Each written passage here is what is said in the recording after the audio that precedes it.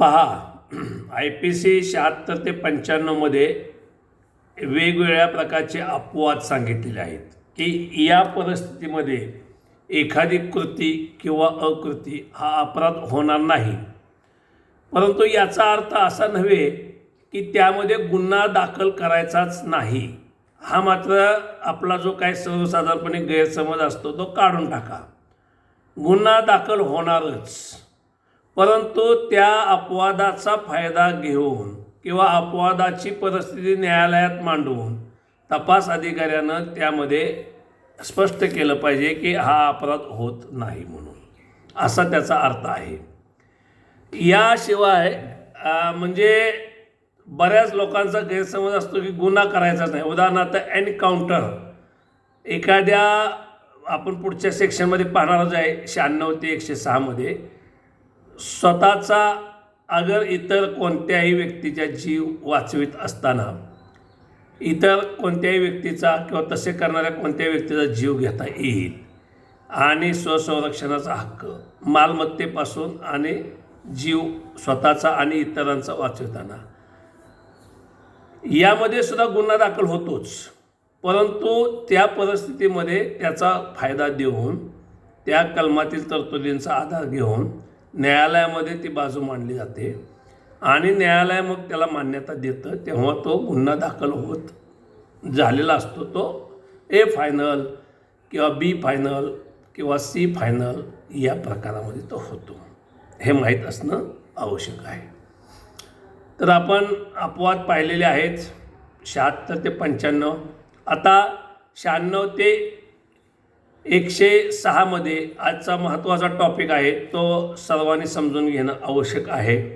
त्यामध्ये असं म्हटलेलं आहे की जे व्यक्ती आहेत, कोणतीही मग खाजगी व्यक्ती असो, ते अधिकार फक्त पोलिसांनाच आहेत असं नाही. खाजगीरित्या म्हणजे स्वतःचा आत्मसंरक्षणाचा अधिकार वापरताना केलेले कृत्य हा गुन्हा नसतो. म्हणजे हे अधिकार केवळ पोलीस किंवा सुरक्षा दलातील अधिकाऱ्यांनाच आहेत, अंमलदारांना आहेत असं नव्हे. कोणत्याही खाजगी व्यक्तीला सुद्धा स्वतःच्या जीवाचा अधिकार आणि स्वतःच्या संरक्षणाचा अधिकार आहे आणि त्या ओघात केलेलं जे कृत्य आहे तो गुन्हा होणार नाही असं कलम 96 सांगतं. कलम 97 काय सांगतं? शरीराचा व मालमत्तेचा खाजगीरित्या बचाव करण्याचा अधिकार. हे लक्षात ठेवा, एक कलम महत्त्वाचा आहे. शरीराचा व मालमत्तेचा खाजगीरित्या बचाव करण्याचा अधिकार आहे. शरीराच्या विरुद्धचे गुन्हे आपण IPCचे प्रकरण कितीमध्ये बघतो? 16, 299 ते 377. आणि मालमत्तेच्या संबंधातले गुन्हे आपण कधी बघतो? 378 ते 462 पर्यंत. हे लक्षात ठेवणं आवश्यक आहे की स्वतःची मिळकत, मालमत्ता, प्रॉपर्टी असो, मग ती जंगम असो, स्थावर असो, किंवा दुसऱ्याची मिळकत आहे त्याच्या विरुद्ध सुद्धा वापरता येतो त्याचं संरक्षण करताना. हे महत्त्वाचं बाब लक्षात ठेवा. आणि सदरचा अधिकार स्वतःचे शरीर किंवा दुसऱ्याचे शरीर यांचे सुद्धा संरक्षण करताना तो वापरता येतो. आता 7 प्रकार आहेत यामध्ये, एकूण 7 प्रकार आहेत. पूर्वी 6 होते, पण 3/2/2013 पासून एक अमेंडमेंट झालेली आहे आणि त्यामुळे 7वा प्रकार वाढलेला आहे. त्यामुळे शरीराविरुद्ध आणि मालमत्तेच्या संबंधाने जेव्हा इतराच्या शरीराचा किंवा स्वतःच्या शरीराचा कोणत्या परिस्थितीमध्ये आपणाला बचाव करताना इतर कोणत्याही व्यक्तीचा किंवा तसा हमला करणाऱ्या व्यक्तीचा जीव घेता येतो. ही पहिली बाब. खुनी हल्ला. एखाद्या व्यक्तीला सर्वसाधारणपणे असं साधारण वाटत आहे, साधारण भीती, धास्ती निर्माण झाली आहे की आता मी स्वतःचा बचाव केला नाही तर तो समोरचा व्यक्ती किंवा समोरचे अनेक व्यक्ती हे माझा जीव घेतील. तेव्हा अशा व्यक्तीला ते बचाव करण्याचा आणि स्वतःचा बचाव करत असताना इतराचा जीव घेण्याचा अधिकार आहे. इतरांचा म्हणजे असा हमला करणाऱ्या व्यक्तीचा, रस्त्यानं जाणाऱ्या लोकांचा नव्हे. आता भीती आणि धास्ती. या दोन शब्दातला थोडासा फरक लक्षात ठेवा. हे बघा, एखादा साप आपल्या नजरेला पडला रस्त्यानं जाताना आणि तो साप नजरेला पडला आणि तो त्याच्या दिशेनं निघून गेला त्या जंगलामध्ये झोडपामध्ये वगैरे किंवा अन्य ठिकाणी, तर एक काही क्षणासाठी जे मनामध्ये निर्माण झालेली असते त्याला म्हणायचं भीती. पण तोच साप जर आपल्या घरामध्ये आला, तुम्ही दरवाजा उघडा ठेवलेला असल्यामुळं दुकानात आला, कुठं गाडीत आला आणि तो लवकर बाहेर जात नसेल, तर तो बाहेर जात नाहीपर्यंत किंवा त्याला पकडेपर्यंत तुमच्या मनामध्ये जी भीतीची अवस्था असते त्याला म्हणायचं धास्ती. म्हणजे धास्ती काय असतं, जास्त काळ टिकून राहते. जोपर्यंत तुमच्या जीवाचा धोका टळत नाही तोपर्यंत त्याला म्हणायचं धास्ती. अजून एक सोपं उदाहरण सांगतो. जे काय आपण जम्मू काश्मीर किंवा वेगवेगळ्या ठिकाणी दहशतवादी, अतिरेकी, कट्टरवादी यांचे सुरक्षा बलावरचे हल्ले होतात, तेव्हा ते ज्या ठिकाणी लपलेले आहेत, ज्या घरामध्ये, ज्या जागेमध्ये, तिथे ते जोपर्यंत जिवंत आहेत तोपर्यंत 12 तास, 24 तास, कधी कधी 36 तास जे काय चाललेलं असतंय ते सगळं धास्ती म्हणायचं त्याला. उदाहरणार्थ आपण 26/11/2008चा सुद्धा हल्ला पहा, जवळपास 100 तास आपल्याला लागले. म्हणजे 4 दिवस सगळं 100% डिक्लेअर करायला की सगळे अतिरेकी मारले गेलेले आहेत मुंबईच्या हल्ल्यामध्ये. त्यामुळे आपल्याला लक्षात ठेवा की धास्ती म्हणजे जास्त काळ टिकून राहणारी भीती आणि जोपर्यंत तुमच्या मनामध्ये आहे तोपर्यंत तुम्हाला तो अधिकार आहे जीव घेण्याचा. परंतु ती एकदा धास्ती संपली म्हणजे आमच्या अतिरेक्याला पकडलं, ताब्यात घेतलं, तर पुन्हा त्याला गोळी घालतो असं म्हणता येणार नाही. असा तो अधिकार प्राप्त होत नाही. त्यामुळं कलम 97 काय म्हणतं, शरीराचा व मालमत्तेचा खाजगीरित्या बचाव करण्याचा अधिकार आहे. तर दुसऱ्याच्या कुणाचा खून होत असेल, माझ्यासमोर आता एक समजा उदाहरण आहे, माझ्यासमोर रात्रीच्या वेळेला एक माझ्या शेजाऱ्यांच्यावरती काही लोक चालून आलेले आहेत आणि त्यांच्या घरामध्ये ते तलवार घेऊन, रिव्हॉल्वर घेऊन, काट्यात कुऱ्हाडी घेऊन गेलेले आणि ते मदत करायला ओरडायला लागलेत. माझ्याकडे लायसन्सचं पिस्टल आहे, रिव्हॉल्वर आहे किंवा बंदूक आहे. मी जर घेऊन तिथं गेलो आणि त्यांना इशारा दिला, तुम्ही शरण आला नाहीत तर तुम्हाला मी आता गोळी मारणार आहे, तर एकदा फक्त त्यांना वॉर्निंग द्यायची आहे. कारण ती वॉर्निंग देणं एक निसर्गाचा नियम आहे, म्हणून त्यामध्ये वॉर्निंग देणं आवश्यक आहे. कारण खाजगी व्यक्तीला सुद्धा एखाद्या माणसाला अटक करण्याचा अधिकार आहे. म्हणून त्यांना शरण येण्याला सांगणे म्हणजे मी अटक करायलाच तुम्हाला आलो आहे, कारण माझ्यासमोर तुम्ही दखलपात्र आणि अजामीनपात्र अपराध करताय, तर तुम्हाला मला अटक करता येते असं कलम 43 सांगतं. हे लक्षात असू दे, CRPC कलम 43. तर या ठिकाणी 302 होण्याच्या पूर्वी तिथल्या हल्ला करणाऱ्या लोकांचा मी जीव घेऊ शकतो. मोठी दुखापत कोण करत असेल, IPCच्या कलम 320 मध्ये 8 प्रकारच्या दुखापती या गंभीर दुखापती सांगितलेल्या आहेत. त्या दुखापती कोणकोणत्या आहेत ते तुम्हाला माहिती आहे का?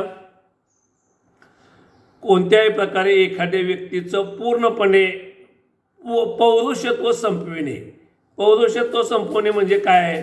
पूर्वी गावाकडे जसं बैलाला वगैरे त्याच्या अंडाशयाला चिमटा देऊन त्याला निर्बीज करायचे, तसं एखाद्या पुरुषाच्या जर टेस्टिकल्स, अंडाशय हे निकामी केलं तर ती सुद्धा गंभीर जखम आहे. त्यानंतर एखाद्या व्यक्तीच्या डोळा, म्हणजे नुसता डोळ्यावर मार नव्हे, त्याची दृष्टी पूर्णपणे संपली पाहिजे. नुसता डोळा गेला म्हणून नाही, त्याची दृष्टी गेली पाहिजे असं कायद्यात म्हटलेलं आहे. एखाद्या व्यक्तीला कानावर जखम केली म्हणून 326 होत नाही. कानावरून त्याला एका कानानं किंवा दोन्ही कानानं कायमचं ऐकायला यायचं बंद झालं असेल तर त्याला म्हणतात, म्हणजे परमनंट झालं पाहिजे, दृष्टी गेली पाहिजे किंवा परमनंट ऐकायला येण्याचं बंद झालं पाहिजे. किंवा तुमचं एकदम असं व्हायटल पार्टवरती, जे शरीराचे व्हायटल पार्ट आहेत, मेंदू किंवा हृदय, इथं काहीतरी दुखापत केलेली आहे किंवा तुम्हाला त्या ठिकाणी एखादं फ्रॅक्चर असं केलेलं आहे की ते जॉईंटला फ्रॅक्चर आहे, म्हणजे कोपरामध्ये, गुडघ्यामध्ये, कमरेचा मणका किंवा पाठीचा मणका यामध्ये कुठंतरी असं फ्रॅक्चर केलं की ते तुम्हाला कायमस्वरूपी तिथनं हलता येत नाही, उठता येत नाही किंवा काहीच करता येत नाही. अशा प्रकारच्या जर 8 जखमा आहेत, त्या जखमा केल्या असतील तर ते अशा वेळेला खाजगीरित्या किंवा करत असेल कोणी तर त्याचा जीव घेण्याचा अधिकार आहे.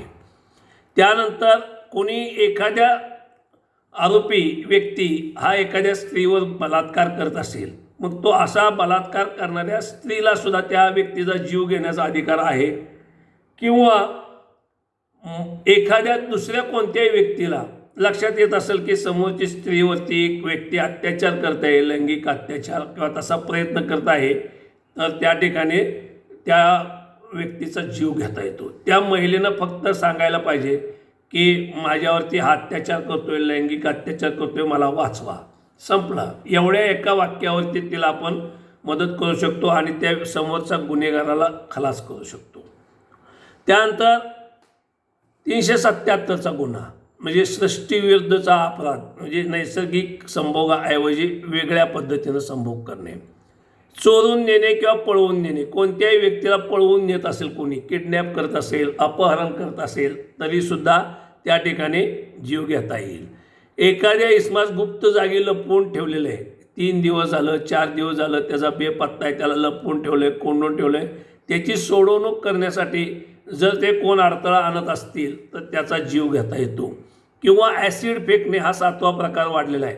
एखाद्या व्यक्तीच्या अंगावर ॲसिड कोणी टाकून त्याला जखमी करत असेल तर त्या ठिकाणी गंभीर दुखापत होते आणि त्यामुळे या प्रकारच्या परिस्थितीमध्ये जीव घेता येईल असं या ठिकाणी सांगितलेलं आहे. हा स्वतःच्या संरक्षणामध्ये 7 प्रकार कोणी करत असेल तर जीव घेता येईल. दुसऱ्या व्यक्तीच्या बाबतीतसुद्धा कोणी करत असेल तरीसुद्धा तुम्हाला त्या ठिकाणी करता येईल. तुम्ही म्हणाल त्या व्यक्तीनं मदत मागितल्यानंतरच करता येईल का? नाही. तुम्हाला स्वतः निदर्शनास येत आहे की या व्यक्तीचा जीव धोक्यात आहे, त्यावेळेला तुम्ही असा बघा. फक्त ही बाब तुम्हाला न्यायालयामध्ये सिद्ध करावी लागते की राईट ऑफ प्रायव्हेट डिफेन्स, म्हणजे स्वतःचा शरीराचा बचाव करताना किंवा मी इतर व्यक्तीच्या शरीराचा बचाव करताना हा गुन्हा केलेला आहे, हा अपराध केला आहे आणि तो IPCच्या कलम 97 प्रमाणे तो अपवादामध्ये येतो आणि त्यामुळे मला मुक्त करावे. ते न्यायालय परिस्थिती बघणार, तुमचा डिसिजन बघणार, तुम्ही केलेलं कृत्य या अपवादात येते का ते पाहणार. आता कलम 98कडे जाऊया. वेड्या व्यक्तीच्या कृतीपासून खाजगीरित्या बचाव करण्याचे कृत्य. सदरचा अधिकार हा एखादा वेडा इसम आहे किंवा अल्पवयीन मुलगा आहे किंवा दारू प्यालेला इसम आहे यांच्या विरुद्ध देखील वापरता येतो. हे मी काल थोडक्यात सांगितलं बघा. 3 व्यक्ती 98मध्ये लक्षात ठेवा. वेडा इसम, अल्पवयीन मुलगा आणि दारू प्यालेला इसम. आता या 3 व्यक्ती जर त्यांना वेडेपणाचा फायदा घेता येणार नाही, अल्पवयीन आहे म्हणून, बालक आहे म्हणून त्याला फायदा घेता येणार नाही, किंवा तो दारू प्यालेला आहे म्हणून त्याला बचाव मिळणार नाही. तो जर तुमचा जीव घेण्याच्या परिस्थितीत असेल, या 3 पैकी कोणतीही व्यक्ती, उदाहरणार्थ अगदी 6 वर्षाचं बालक आहे आणि त्याच्या हातामध्ये पिस्टल, रिव्हॉल्वर आहे, लोडेड आहे आणि ते तुमच्या दिशेनं त्या ठिकाणी मारायसाठी आलेलं आहे, त्यावेळेला तुम्ही असा विचार करू शकायचं नाही की ते अल्पवयीन आहे, ते बालक आहे आणि मग माझा आता जीव धोक्यात नाही, मी तरीही तुम्हाला त्या बालकाचा अगदी 7 वर्षापेक्षा कमी असलं तरी त्याचा जीव घेता येईल. वेडा इसम, एकदम वेडाच्या भारामध्ये तो दगड मारायला लागलेला आहे तुमच्या घरामध्ये येऊन आणि तो तुम्हाला जीव मारायच्या बेतात आहे, त्याचा जीव घेता येईल. तो वेडा आहे म्हणून त्याला मारता येणार नाही असं म्हणता येत नाही आणि दारू पेलेला आहे म्हणून सुद्धा त्याचा जीव घेता येणार नाही असं म्हणता येणार नाही. हे कलम 98 कायमचं लक्षात ठेवा. 99 काय म्हणते बघा. खाजगीरित्या बचाव करण्याचा हक्क नसलेल्या कृती. आता कोणत्या वेळेला तुम्हाला 99 कलम हे फार महत्त्वाचं कलम आहे. कोणत्या वेळेला हा हक्क वापरता येणार नाही. वरचे जे तुम्हाला मी सांगितले 97-98 मधले हे कोणत्या वेळेला वापरता येणार नाहीत. अपवाद लक्षात ठेवा. लोकसेवकांची काम करत असताना त्यांच्या विरुद्ध अधिकार नसतो. म्हणजे तुमच्या घरी पोलीस अधिकारी आलेले आहेत किंवा म्युन्सिपाल्टीचे लोक आलेले आहेत, नगरपालिकेचे लोक आलेले आहेत आणि ते तुमच्या घराचं मोजमाप घ्यायला आलेले आहेत किंवा अतिरिक्त केलेलं बांधकाम आहे ते पाडायला आलेले आहेत आणि ते काम चालू असताना त्या ठिकाणी तुम्ही असं म्हणू शकणार नाही की ही व्यक्ती आता सरकारी नोकर असून माझं नुकसान करत आहे तर आता मी जीव घेतो. नाही. तुम्हाला पब्लिक सर्वंट जेव्हा त्यांच्या शासकीय कामामध्ये काम करत असतो तेव्हा त्याचा खाजगीरित्या बचाव करण्याचा हक्क नसतो, हे लक्षात ठेवा. त्यानंतर खाजगी नागरिक अशा लोकसेवकाला मदत करत असतील तर त्यांच्या विरुद्ध हा अधिकार नसतो. आता आपण बऱ्याच ठिकाणी UP-मध्ये किंवा इतर काही ठिकाणी बुलडोजर बघितलेले आहेत. ते JCB मशीन आणून अनधिकृत बांधकाम पाडतायत. तर ते बुलडोजर चालवणारा जो माणूस आहे ज्याला सरकारी नोकरानं त्या म्युन्सिपाल्टीनं भाड्यानं आणलेलं आहे तर त्या ड्रायव्हर जर तो JCB मशीन चालवत आहे आणि ते पाडत आहे बांधकाम बेकायदेशीर तरीसुद्धा त्या ड्रायव्हरला किंवा त्याचा असलेल्या कामगारांना कुठल्याही प्रकारे इजा करता येणार नाही, कारण ते कायदेशीर काम करीत आहेत. सरकारी अधिकाऱ्याची मदत मिळण्यास जर वेळ असेल तर अशा प्रसंगी पण अधिकार नसतो. तर हे वाक्य बऱ्याच पोलीस अंमलदारांना समजत नाही, म्हणून तुम्ही नीट लक्ष देऊन ऐका. सरकारी अधिकाऱ्याची मदत मिळण्यासाठी जर पुरेसा वेळ असेल तर तो असा अधिकार नसतो. उदाहरणार्थ मला एक पत्र आलेलं आहे किंवा मोबाईल फोनवर एक मेसेज आलेला आहे किंवा एक फोनवरून कॉल करून सांगितलेलं आहे काल की संभाजी पाटील तुम्ही सावध राहा, तुम्हाला आम्ही 7 तारखेपर्यंत मे महिन्याच्या खलास करणार आहे, असा मला 6 मेला फोन आलेला आहे. तर माझ्याकडे सफिशियंट वेळ आहे पोलीस स्टेशनला कळवण्याचा, पोलीस स्टेशनला ती माहिती देण्याचा, तक्रार करण्याचा, पोलिसांचं संरक्षण घेण्याचा. तर अशा वेळेला मी पोलिसाला न कळवता किंवा सरकारी यंत्रणेची कुठली मदत न घेता गप्प बसतो. का? तर माझ्याकडे रिव्हॉल्वर आहे, लायसन्सचं रिव्हॉल्वर आहे, एक बंदूक पण आहे आणि माझा मुलगा येऊ द्याच 7 तारखेला कोण येते बघू. खिडकीमध्ये बसूनच नेम लावूनच बसलो आहे आम्ही. तर आणि 4-5 लोक आलेले आहेत आणि त्यांना आम्ही धडाधड गोळ्या घालतो. तर असा बचाव घेता येणार नाही. मला खाजगीरित्या इथे बचाव करता येणार नाही. मी कालच 6 तारखेला पोलिसांना कळवलेलं आहे की मला आज धोका आहे 7 तारखेला, तरी पण पोलीस आले नाहीत, पोलिसांनी मला संरक्षण दिलं नाही आणि मग ते लोक आलेत. तर त्यावेळेला मला आपोआप चालू. म्हणून तुम्हाला जेव्हा तुम्हाला मदत घेण्याची संधी असेल सरकारी यंत्रणेची तेव्हा तुम्हाला ती घेतलीच पाहिजे, त्यांना कळवलंच पाहिजे. आणि ते कळवल्यानंतर सुद्धा तुम्हाला पोलीस संरक्षण दिलं जात नसेल तर मात्र तुम्हाला अशा प्रकारचा बचाव करून तुम्हाला त्या ठिकाणी खाजगीरित्या एखाद्या व्यक्तीचा जीव घेता येईल. ज्या प्रमाणात हल्ला केला असेल त्याच प्रमाणात प्रतिहल्ला करता येतो. म्हणजे त्यांनी मला नुसतं फक्त माझ्या घरामध्ये आल्या मस्त गाडीचं माझ्या नुकसान केलेलं आहे, अजून ते माझ्या दरवाजापर्यंत आलेले नाहीत.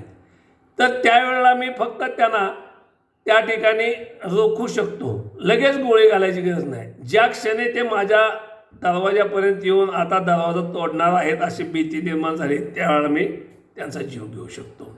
आणि जेवढी जखम करायची आहे तेवढी करायची. उदाहरणार्थ माझ्या एका बंदुकीच्या फैरीमुळं आरोपी जे आले होते ते पळून चाललेत. पळता काय झालं, एक जण गटारामध्ये पडला आणि तो पडल्यानंतर तो एकदम जायबंदी झाला, पाय बी गुडघा मोडला आणि मग मी तिथं जाऊन त्याला गोळी घालू शकत नाही. का? तर त्याची जखम झालेली आहे, तो पळून चाललेला आहे आणि तो आता लंगडत आहे, तो जीव घेऊ शकत नाही. हा त्याच्या हातात रिव्हॉल्वर आहे, AK-46 आहे, AK-56 काय 47 आहे आणि तो अजून गोळी घालण्याच्या बेतात आहे, तर मात्र जीव घेता येईल. म्हणून जेवढा प्रमाण आहे जखमेचं तेवढंच तुम्हाला करता येईल. हे तुम्हाला कलम 99 समजलेलं आहे का मला सांगा, कारण हे अपवादाचं कलम आहे ना, हे बहुतेक पोलीस अंमलदारांना कळत नाही, लक्षात येत नाही. पण मी सांगितलेली उदाहरणं लक्षात ठेवा. हे 4 प्रकारे तुम्हाला बचाव करण्याचा अधिकार नाही. जर तुमच्या घरामध्ये सरकारी कारवाईसाठी लोक आलेले आहेत, तुम्हाला अटक करण्यासाठी आलेले आहेत, वॉरंट घेऊन आलेले आहेत किंवा वॉरंट शिवाय आलेले आहेत, तर त्या पब्लिक सर्वंट विरुद्ध तुम्हाला कारवाई करता येणार नाही, हक्क तुम्हाला पोचत नाही. त्या पब्लिक सर्वंटनं खाजगी लोकांची काही मदत घेतली असेल कारवाईसाठी, त्या खाजगी व्यक्तीविरुद्ध पण तो हक्क नसतो. जेव्हा सरकारी यंत्रणेची मदत तुम्हाला घेण्याचा अधिकार आणि पुरेसा वेळ आहे, तेव्हा पण तो अधिकार पोचत नाही. आणि जेवढ्या प्रमाणात हमला केला आहे तेवढ्या प्रमाणातच तो बचाव प्राप्त करता येतो. ओके, हा चला विचारा मला काय प्रश्न असेल तर शंका. 99 बद्दल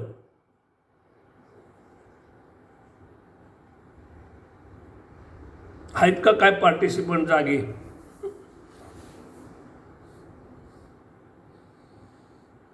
थोडेच दिसत आहेत. खोत सर आहेत की आहेत म्हटलं. सूरज सर अरे काय जागा आहेत का नाही का? चला कलम 100 बघा. खाजगीरित्या बचाव करण्याचा हक्क मृत्यू घडवून आणण्याइतपत केव्हा व्यापक असतो. म्हणजे खाजगी व्यक्ती, कोणतीही खाजगी व्यक्तीसुद्धा जेव्हा स्वतःच्या जीवाचा आणि इतरांच्या जीवाचा बचाव करतो तेव्हा खालील प्रकारच्या 7 परिस्थितीमध्ये त्याला बचाव करण्याचा अधिकार आहे. ते मगा मी सुरुवातीला सांगितलेल्या 7 परिस्थिती आहे. जेव्हा आपला खून होण्याची भीती आहे किंवा गंभीर अशा स्वरूपाची 320 मधल्या 8 जखमा आहेत, त्या गंभीर दुखापत होण्याचा संभव आहे. बलात्कार स्वतःवर किंवा इतरावर होत आहे, नैसर्गिक संभोग इतरावर किंवा स्वतःवर होत आहे तरी जीव घेता येईल. कोणी एखाद्या व्यक्तीला पळवून नेत आहे किंवा स्वतःला पळवून नेत आहे तेव्हा त्याचा जीव घेता येईल. किंवा एखाद्या व्यक्तीला कोंडून ठेवलेलं आहे, 3 दिवस झालं कोंडून ठेवलं आहे आणि अचानकपणे त्या कोंडून ठेवलेल्या व्यक्तीला घरामध्ये असताना, कोंडलेल्या ठिकाणी असताना सुद्धा लक्षात आलं की आता इथं माझ्यावरती देखरेख करायला एकच माणूस ठेवला आहे, तर तो मनुष्य ज्याला कोंडून ठेवलं आहे तो स्वतःचा बचाव करण्यासाठी त्या राखणदाराचा खून करू शकतो, राखणदाराला मारू शकतो. किंवा त्याला सोडवायला गेलेले जे लोक आहेत ते सुद्धा त्याचा जीव घेऊ शकतात. आणि ॲसिड फेकण्याचा प्रयत्न कोणी करत असेल, ॲसिड टाकून तुम्हाला दुखापत करत असेल तरीसुद्धा जीव घेता येईल.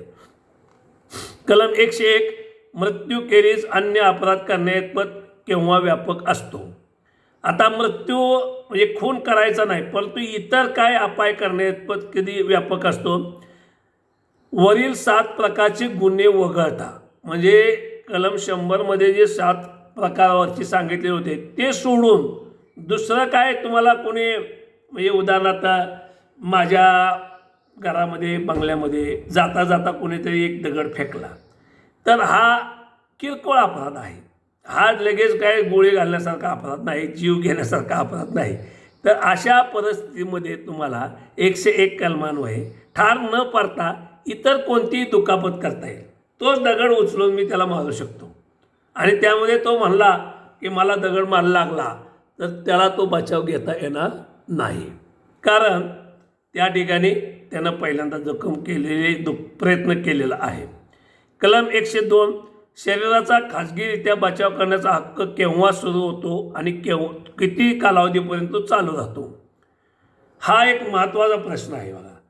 जेव्हा तुमच्या मनामध्ये साधारण धास्ती किंवा भीती निर्माण होते तेव्हापासून हा बचाव करण्याचा अधिकार प्राप्त होतो. अगोदर त्या समोरच्या मॉबमधल्या लोकांनी तुम्हाला गोळी घातली पाहिजे किंवा उडवली पाहिजे अशी वाट बघण्याची गरज नाही. अतिरेक्यांना घेरलेलं आहे, अतिरेक जोपर्यंत फायरिंग करत नाहीत तोपर्यंत आपल्याला फायरिंग करता येणार नाही असं म्हणता येत नाही. तुमच्या मनात जेव्हा धास्ती निर्माण होते की आता समोरच्या व्यक्तीचा मी जीव घेतला नाही तर तो माझा जीव घेणार आहे, त्या क्षणापासून तो अधिकार चालू होतो. आणि तो अधिकार हा जोपर्यंत ती धास्ती आणि भीती तुमच्या मनामध्ये आहे तोपर्यंत तो चालू राहतो, हे लक्षात असू द्या. पण ती एकदा धास्ती संपल्यानंतर पुन्हा तुम्ही त्याला त्या ठिकाणी मारणार असाल, खलास करणार असाल तर तो गुन्हा होईल. उदाहरणार्थ मी माझा सांगितल्याप्रमाणे ते रात्रीच्या वेळेला चोरटे माझ्या घरामध्ये घुसलेले, मग रात्रीची गरफोडी करायचा प्रयत्न असेल तर तो सुद्धा बचाव करता येतो. हे आता पुढे शिकणारच आहे आपण प्रॉपर्टीचा. तर त्यावेळेला ते पळायला लागले, कंपाऊंडरनं पळाले. माझा डॉग आहे बंगल्यामध्ये, त्या डॉगनं त्यांना ताणलेलं आहे आणि ते ताणलेलं असताना ते गटारात पडले. आता गटारात पडल्यानंतर ते माझा धोका संपलेला आहे. त्यांच्याकडे काही बंदूक नव्हती, रिव्हॉल्वर नव्हती, ते फक्त एक कटावणी घेऊन आलते. तर आता त्या गटारात पडल्यानंतर किंवा ते पळून जात असताना मी त्यांना मारू शकणार नाही. इथे माझा अधिकार संपला. कारण कुठंपर्यंत मला धास्ती होती, ते कंपाऊंडमध्ये आले होते, घराचा बंद दरवाजा तोडायच्या बेतात होते, तिथंपर्यंत माझ्या मनात धास्ती होती. पण जेव्हा ते कंपाऊंडमधून उडी मारून पळून चाललेले आहेत किंवा गेलेले आहेत तेव्हा अधिकार संपतो. म्हणून पोलिसांना नेहमी ट्रेनिंगमध्ये पण शिकवलं जातं बघा, पळत असलेल्या मॉबला किंवा पाठमोऱ्या झालेल्या व्यक्तींना मारहाण करू नये. त्यांना पकडावं पण त्यांना लाठीचार्ज करून मारू नये. त्यांना पकडता येईल पण मारू नये.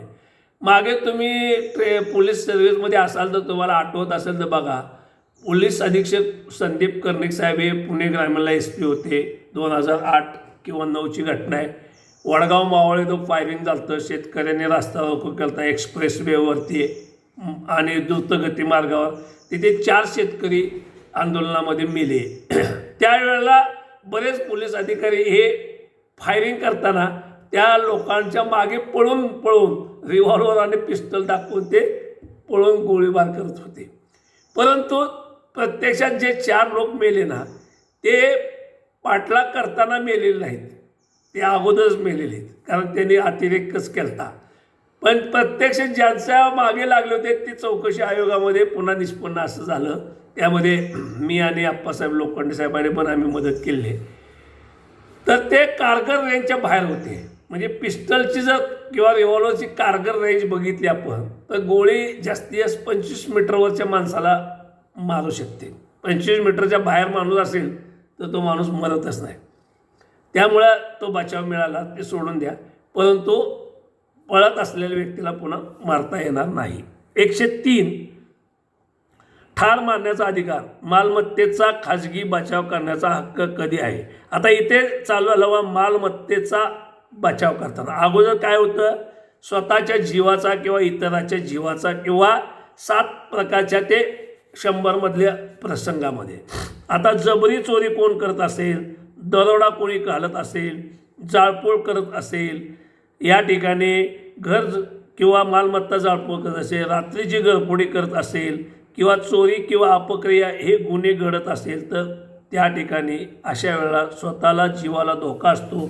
अशा प्रसंगी किंवा सरकारी इमारती, मोटारी, सरकारी मालमत्ता, रेल्वे, ट्राम यांचं कोणी नुकसान करत असेल तर त्यामध्ये किंवा स्फोटक पदार्थ कोणी टाकून काही नुकसान करत असेल तर या प्रसंगामध्ये सुद्धा त्या व्यक्तींचा जीव घेता येतो, हे लक्षात असू द्या. म्हणून आपण बऱ्याच वेळेला मॉब जेव्हा पब्लिक प्रॉपर्टीचं नुकसान करत असतो, ST बस जाळतो, रेल्वे जाळतात, त्यावेळेला अशा प्रसंगी मॉबला गोळीबार करून जीव घेण्याचा अधिकार आहे. मॉब नसला तरी कोणताही एखादी व्यक्ती असेल तरीसुद्धा त्याचा जीव घेता येतो.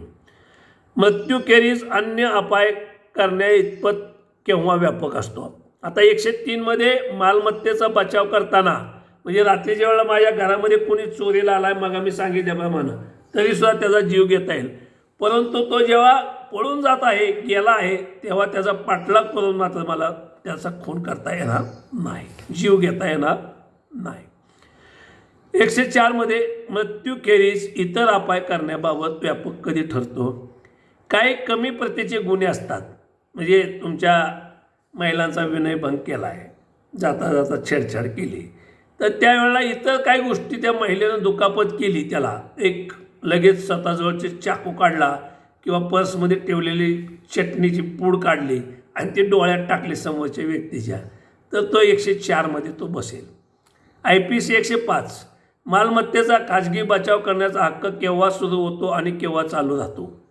वर दिलेला अधिकार केव्हा सुरू होतो, जेव्हा ही आपली संपतो हे सांगितलेले. जोपर्यंत आपल्या मालमत्तेचं नुकसान होण्याची भीती आहे अशी सुरुवात होते मनात, आणि जी भीती मनात आहे तोपर्यंतच तो चालू राहतो.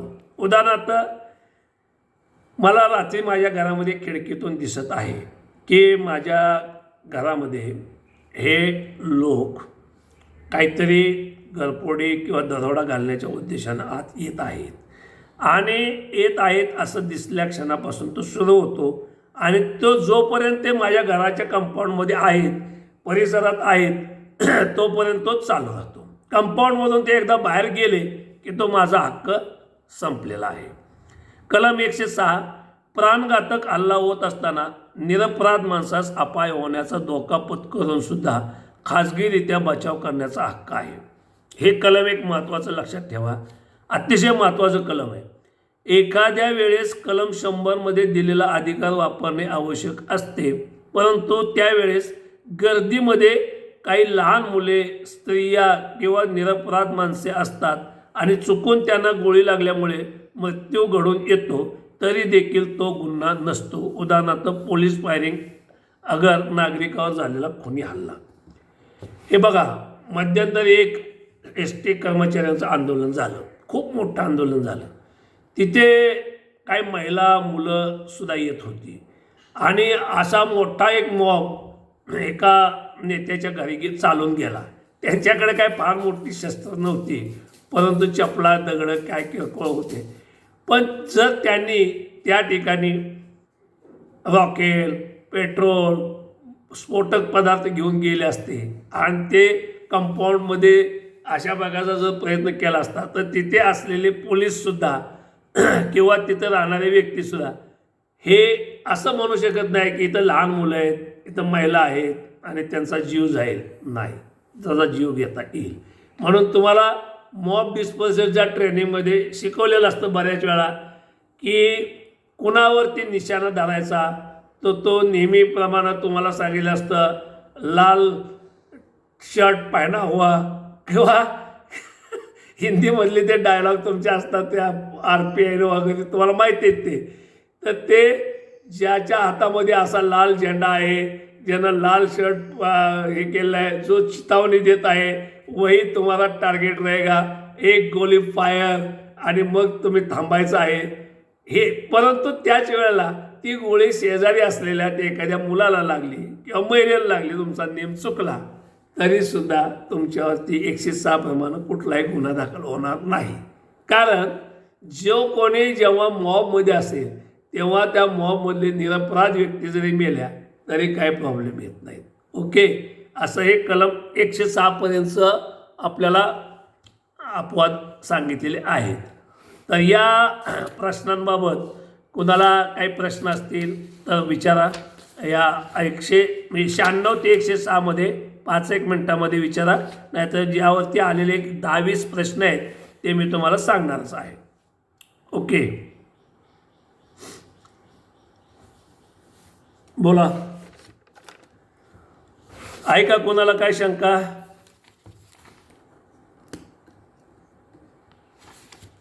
शंका आहे का? नाही सर. ठीक आहे. हां, मग आता बघा, आपण काही यावरती आलेले पूर्वीचे प्रश्न बघूया. संमतीची व्याख्या पुढील प्रमाणे दिलेली आहे. तर कलम 90मध्ये दिलेली आहे. कलम 90मध्ये 5 प्रकारची संमती आणि अयोग्य संमती यांची संबंधामधली व्याख्या दिलेली आहे. त्यानंतर 90मध्ये वयाची अट पुढील प्रमाणे आहे. 12 वर्षाखालील व्यक्ती ही संमती देण्यास अपात्र आहे. न्यायिक काम करत असताना न्यायाधीशाचे किंवा न्यायालयीन कामकाज करताना कलम 77 प्रमाणे हे कृत्य अपराध नसते असे ते कलम आहे, लक्षात असू द्या. त्यानंतर बेकायदेशीर कृती करत असताना जर अपघात घडला तर तो गुन्हा नसतो. कायदेशीर कृती करत असताना, बेकायदेशीर नाही, कायदेशीर कृती करत असताना जर अपघात घडला तर तो गुन्हा नसतो. याकरता कलम 80 आहे.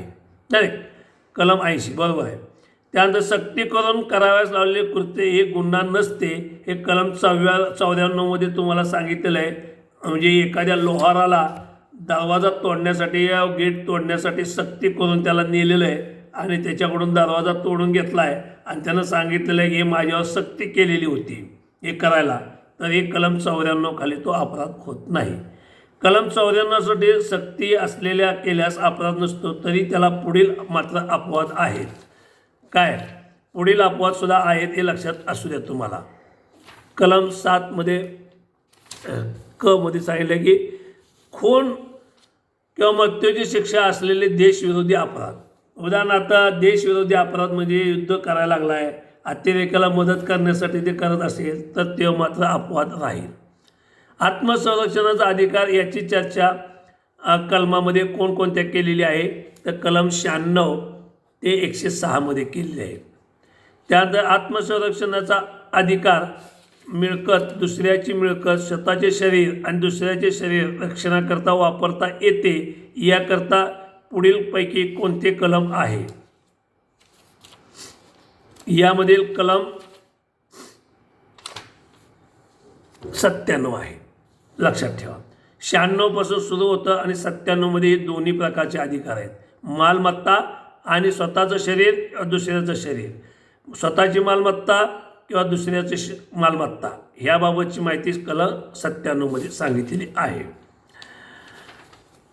त्यानंतर आत्मसंरक्षणाचा अधिकार वापरण्यास काही मर्यादा अगर अपवाद आहेत आणि हे अपवाद सांगणारे कलम कोणता आहे तर कलम 99. म्हणजे लोकसेवकाला या ठिकाणी तो कायदेशीर काम करायला आला असताना त्याचा जीव घेता येणार नाही. त्यानंतर लोकसेवकासोबत असलेला खाजगी व्यक्ती असेल आणि तो कायदेशीर कामाला आला असेल लोकसेवकासोबत तर त्याचा जीव घेता येणार नाही. लोकसेवकांना तुमच्या जीवाला धोका असल्याची माहिती कळवण्याची वेळ असेल, पुरेसा वेळ असतानाही तुम्ही ते कळवलं नसेल आणि तुम्ही वाट बघत असाल तर तो अपवाद या ठिकाणी कलम 99 हे अपवाद आहेत हे लक्षात ठेवा. आत्मसंरक्षणाचा अधिकार वापरण्यास किती अपवाद आहेत ते कलम 99 सांगितले, ते 4 अपवाद आहेत. कलम 99 खालील खुलासे स्पष्ट करणे आवश्यक आहे. कलम 12 सांगितलेलं आहे ते 2 खुलासे महत्त्वाचे आहेत. त्यानंतर शरीराचे रक्षण करण्याकरता एकूण किती कलम दिलेले आहेत?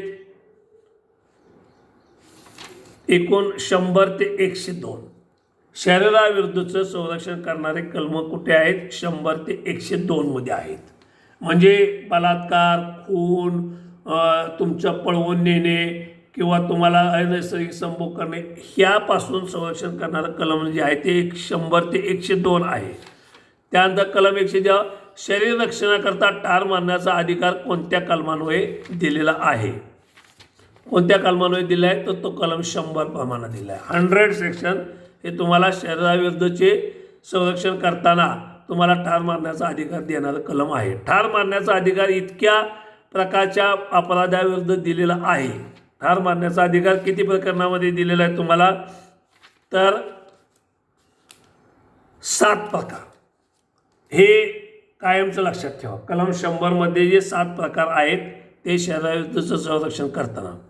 त्यानंतर कलम 16 कलम 100 पुढीलपैकी एका प्रकारात ठार मारण्याचा अधिकार आहे.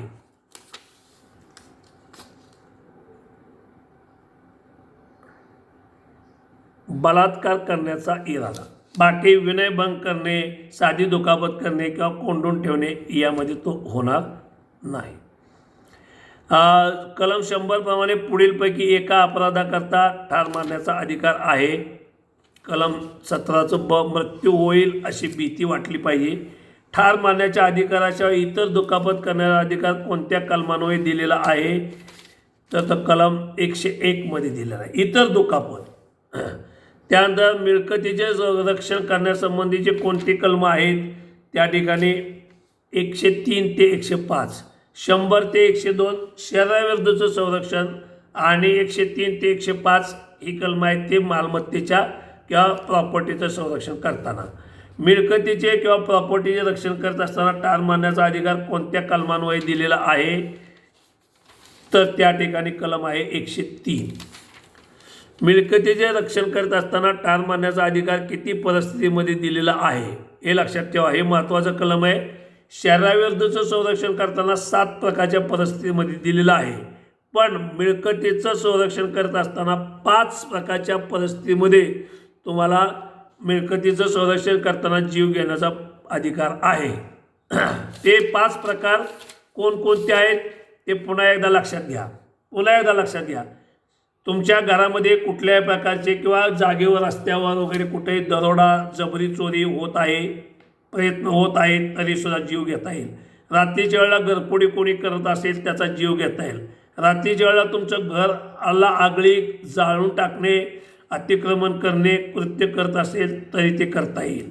गुन्हा त्याला चोरी घडत असताना फिर्यादीला काय हरकत केली, स्वतःच्या जीवाला धोका असतो अशा प्रसंगी, आणि सरकारी मिळकत म्हणजेच कुठल्याही सरकारी मालमत्तेचं नुकसान करताना जर कोण त्या ठिकाणी जीव घेतला तरीसुद्धा तो कलम 103 प्रमाणे या ठिकाणी तो ग्राह्य धरला जाईल.